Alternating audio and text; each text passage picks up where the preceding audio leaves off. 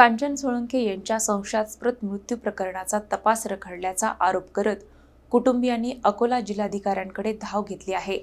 DNA अहवाल तपासणीची सद्यस्थिती आणि दोषींवर कारवाईची मागणी निवेदनाद्वारे करण्यात आली आहे.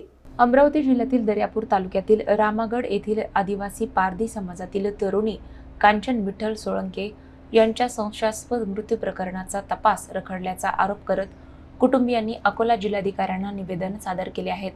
कांचन सोळंके या ऑगस्ट 2025 पासून बेपत्ता होत्या.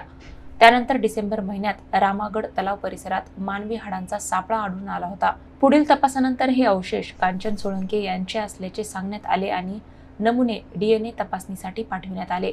मात्र जवळपास 11 महिने उलटूनही डीएनए अहवाल प्राप्त झालेला नसल्याची तक्रार कुटुंबियांनी केली आहे.